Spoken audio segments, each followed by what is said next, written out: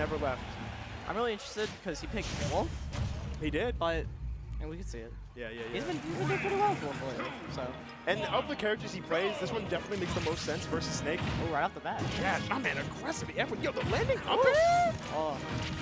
Ooh, okay, coming up with the sauce off the bat. My man said, yeah, I got the cane sauce and the hot sauce. What's good? Exactly. I want to see how YAM brings it back. With his usual YAM self, relatively patient play, utilizing a lot of grenades. I'm not sure if Ooh, that was so risky. it very much was. My man he was out, ya boy. But yeah, YAM, I've oftentimes characterized him as being a more grenade-heavy Snake. He is. More so than like a He's very really good at like setting up things. yes. Yeah. Like he goes for the setups, but I'm not sure if he's at the point. He's almost at the point where his setups are more nuanced and well-intentioned than not. Oh, nice catch. The C4 came out and he was ready to hit. He was ready to hit. And I think that's the thing that was missing from Dynamite's match, is that he wasn't putting himself in the position to capitalize on the opponent when there was a punish situation. And that's what Freelancer Leo showed right there. He's going real in, like aggressive, and then YAM has to slow it down a bit to his pace, but it's kind of hard when. The up to catch at the very top end. Catch this bottom side boot, boy. To the face, man. Like, it's weird because Snake naturally likes playing a slow style. Right. But the way that Totally is forcing the style upon YAM. That's how you're supposed to do it against patient players. Right. You have to force your style sometimes, but no. But YAM trying to dash check to catch that space in front of him. He oftentimes, like, Snake dash attack is a great catch. It's a great way to catch landings. It's a great way to cover the space in front of you. Shield it. Yeah, if you shield it though. Yeah, if you shield that late hit, oh boy, that's free punish. But that early hit, I believe it crosses up, much akin to a Wolf dash attack for that matter. Yeah. Oh, yeah, bringing this back. Okay now. Ooh, nice spacing. If he walked up a little bit and hit that F-tilt. Exactly. I was hoping the F-tilt was gonna hit it. But he kept the space in the backer coming out. Yeah, it's relatively even at this point. That's it. He's dead. And I see it, going for the reflector at the ledge. I understand it. The concept was there, but the execution was, well, it was there, but the result was poor. So now YAM with the lead after that aggressive stuff. Oh, as I say that, he still has a lead. Exactly. But I think for once, he can finally play more of his game. Yeah, he has to now. Especially that he has to approach. Get those hits. I hate when that happens so much. When that F comes out and you want the dash attack, you're like, yeah. Every time with Greninja. Oh, there's a vast difference between throwing out an F and throwing out a dash attack. Yeah. It means a lot. But now we see Totally trying to chase more often out of, like, trying to chase him more often. Oh, that grenade trip was tricky. Ooh. That was a setup. Yeah, would have been. That was it. Yeah. He just didn't know. He didn't know when he was going to recover and if he was going to be able to get the spike or not. And even if he did get the spike, would he have killed him? So he's placing his bets that he wouldn't have, and he's going to try and play the rest of this game out. He's getting antsy now. He really is. He is. He's trying to find this hit as best as he can, but it's hard against a character like Especially now he's at kill percent with up tilt. If he does one wrong move, that's true. He's out. Ooh. Yeah, check yourself. Oh! He's stuck. He's. Oh! So put that reflector up. Oh! Yo, oh no! There it is, it's switch back, That's why he went for the grab. He went for the grab to try and switch it off, but I think they just fringed upon each other to switch the C4 back on. That's so scary. Mad scary, bro. Yo, Snake back air really out here like Wolf Nair. It is literally Wolf Nair. Right now. And it, oh, the shield stun. Oh no. And there it is, the power move, the win to stand up and declare bans. Oh no. That's crazy, bro. That sucks so much. But I think what's interesting about the situation that he was in is that if he waited, the positioning he was at in order to get that shield hit, I think if he had just waited and done up B, directed it just below the ledge, yeah, it would have been fine. He would have been fine. Like up smash hitbox is big. Especially like, the explosion. When you're in the moment, it's so hard. Like, it's so hard. And this is hindsight bias talking 100%. But, okay. So Mewtwo, a character that, this is going to be interesting. Because where Wolf Wolf is a neutral-based character that relies on smart, patient plays with excellent callouts and great rewards for these callouts. Mewtwo, on the other hand, is a character that loves to set the tone with a projectile like Shadow Ball. Yeah, Shadow Ball is really good. So good. Will oftentimes set the tone in a match. This matchup, however, I think it's going to be a war of tone. Like, I think it's going to be a war of tone between these two characters. Yeah. Because both of them want to control the pace of the match. The thing is, Mewtwo can always go off stage a lot more than Wolf could. Yes. So, that's why YAM's starting to recover up way higher now. A great adaptation, especially on the fly, understanding real quick that he's got to do something different against this character. That disable comes out, he's dead. I was sending stuff to that C4. Yeah, that's the thing. That was always the hard part about playing the character for the first time. It's like, where's that C4 at now? It's like the Where's Waldo of Smash, except this can kill you. You know what? I need my man Takashi69 to come through and point the C4s out for me real quick. Snitch on this snake for me, dog. I need that coaching real fast. Right now, boy looks like he's got the good lead. Doesn't have to approach too much. No, he does not. Playing his game. And he's got a reflector on that, on top of that, that's relatively... It's crazy. He's got a reflector. Wolf can set up into other hits. Yep. Yeah. Back-throw is mad strong. It is. But Mewtwo's also, well, not as light as he was before, but he is still kind of light. Yeah. It's Battlefield, though, so he has the ability to live a little bit longer. He can do a lot more spacing, especially with that tail now, and I think it's really helping in the match. Well, but he really helps in the matchup because you can do a lot more, you know, spacing him out from playing his game, camping all the time. And I think something notable, two things that are notable. First off, if you see Mewtwo reflected grenade, it does nothing. Grenade hits both players anyway. It does nothing effectively, unless you're trying to angle, you know, trying to alter the trajectory. He was trying to, just like right there. Yeah. This point. Ooh, nice. Using the invincibility and the tail link, like you said. Get the conversion. Going high. He had the right idea, but just didn't have the height. Pick a ninja. Exactly. But YAM has a great chance of taking the stock. He just needs to get that one hit, and it's so hard with the wall that Freelancer Leo is putting up. Exactly. No more slow. Didn't get the get-up attack in time, yeah. And you know what? That was actually really smart. The reason why he didn't do it and just accepted this, potentially accept the stock, YAM walked back away from the get-up attack, knowing they would potentially happen, and set it up so that either he gets up by hit by that up smash or a follow-up option when he drops off ledge. Well played. So there's a lot of percent to make up. Oh, yeah. And the way Freelancer Leo is going to run in this advantage. Oh, jumps away from the C4 in time. That down B. Oh, wait a minute. Okay, yeah, wait a, ooh. Gets the grenade, throw that up. That's how we ball out. Yeah, my man's YAM is bringing this back slowly but surely. Trying to go for the up smash setup at ledge. Wasn't able to get it.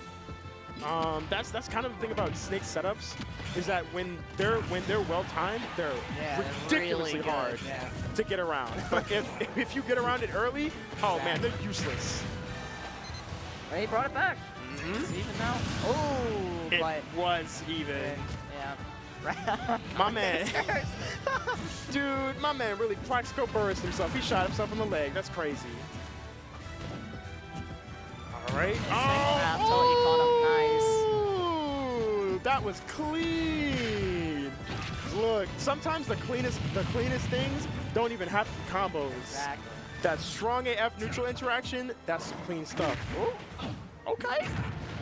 The backer comes out. It's Wolf Nair.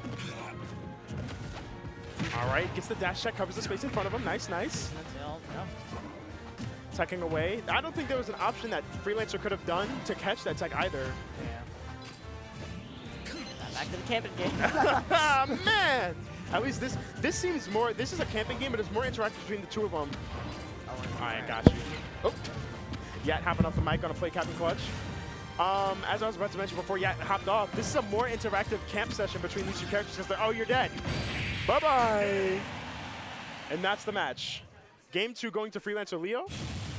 We'll see where they go next game, but as this matchup was shown, he's more able to deal with this matchup with this character than he is with Wolf. Wolf was not able to handle the projectiles that that YAM was throwing out. His reflector wasn't, I guess his reflector wasn't necessarily good enough in the game plan that he had, or at least the gameplay that Wolf puts out wasn't really enough for what Freelancer Leo wanted to do. Having Shadow Ball, having Disable, having options that allow you to kill the opponent way earlier than Wolf would are certainly great things to have in your bag, and my man is definitely trying to secure the bag today.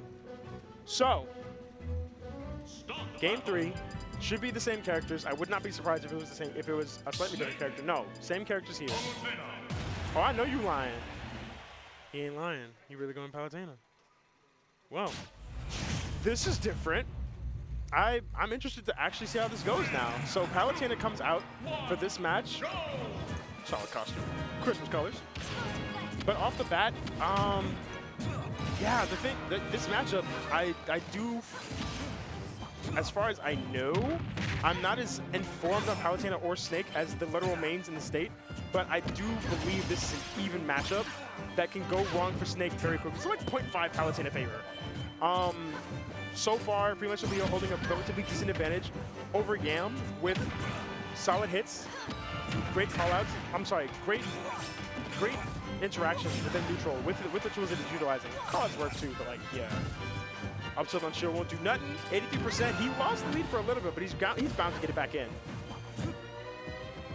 Nice. Ooh, the dash back down tilt. Down tilt has a lot of range. Don't sleep. Gets the explosive light on YAM right there, but jumps away from the first up air, manages to grenade the second one. I love that, trying to catch the aggressive approaches with both C4s, techs the back air, and manages to get back to the ledge to live another day. Downer on shield, pretty safe as far as I know. It's hard to catch that one. Parries the back air, isn't able to find one of his own. F-tilt, sending him across the stage. What we got next? C4 in the middle of the stage. What is it? And you can see here, yeah, oh, he was looking for it, just missed it. Turn around in the opposite direction, that won't kill him. Thank goodness for that grenade. F-tilt will send him at an ugly angle and get the stock off. Freelancer Leo with the first stock at 133.3%, okay now. Up smash at ledge, setting up the pressure. What do we got? Nicely done, well covered by YAM.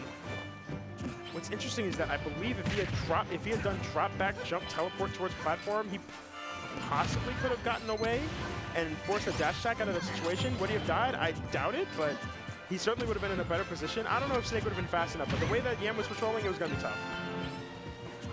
Nevertheless, even percents once again on the second stock of the game. Really even stuff between these two. They have very strong advantage states for a hot minute between one another, and then go back to neutral after both advantage states have been finished. Interesting gameplay that Freelancer Leo is choosing to take, purposely being uninteractive here. YAM trying to force that out, but with a prodding Nikita. Looking for that hit still. The Nair comes out. He will not find the hit on the Cypher. Looking for it. We have Mura coming in on commentary. Come grab your mic, my mans. Schmilling, nice. Oh, Lord. This is like the last game of the set, huh? Yes, last game of the set. Yeah, you're right. Pretty even, looks like. Freelancer Leo has been in the lead and is taking that time to play as patiently as possible. I've never seen the Leo Palu. Never. I think I've only seen it once in a Ditto situation, and that was it. This is a pretty good matchup for her, though. I believe it. I think so, because she, like, you know, Snake wants to just kind of zone you, and like a lot of characters have a real time dealing with that, but she has like her kit is like built to deal with that. It's like, oh, you're across the stage, side beat, you know, explosive fight. Oh, that's true. Okay, yeah. I was about to say, I mentioned earlier when YAM was setting up smashes at the ledge and forcing the the C4 catches and he takes the stock first. Now Leo's on his winner side stock, having to take the stock off of YAM as quickly as possible before things get out of control. That'll do it. But he does clean it up without taking any percent. Like, that's crucial, is that finishing off that stock without taking percent. Oh, I love it. Yeah. The way he put those grenades down was to cover his front side and his back side. No mix-up with teleport from behind him, and he has his backside covered anyway if anything happens. So, I've been trying to pay more attention to the setups that YAM goes for and what he's intending to do with it after, like what he intends to do with it after the hit is, or after the move is made. Like right here, trying to set up a wall to make it harder for him to approach. It seems like his game plan. It's mostly to try to force an error just by having a lot of like traps on the stage. It's just like, if you're trying to get me, like, you gotta watch out for all the stuff I'm putting down. The reckless teleport. Oh my God, that shield is nearly gone. It's going to recharge by now, but he's down 8% now. This strategy he's been having for most of the game is a little less effective now that he's forward. I would like to see Leo do more neutral beat, just to be like, hey, you know, I can hit you without really having to be close. Like, that would be my answer to how YAM's playing right now, because YAM is really like not really going in a lot. Oh, wow. Roll F smash, the classic. My man brought out the AK, and Helio was like, yo, I got the M4A1 at sight. Come through. Oh, he almost upbeat into that Nikita. For real. The up tilt won't do anything to kill just yet, but it's... Oh, my watch that God. C4. Girl's toes were right your there. toes. Yo, this is close. This is hella mad close, bro. I don't know if anyone's gonna pop off after this, but this is gonna be a good. This is gonna be a good finish. Slowly getting that percent up the down two Yam hits. stuffing all these approaches. Oh, there he it caught him trying to is. get. Yam caught him trying to come in. And that's the thing, is that for most of the match, what Yam had been doing was setting up the grenades, playing relatively safe, and at the very back end, he had used that conditioning to set up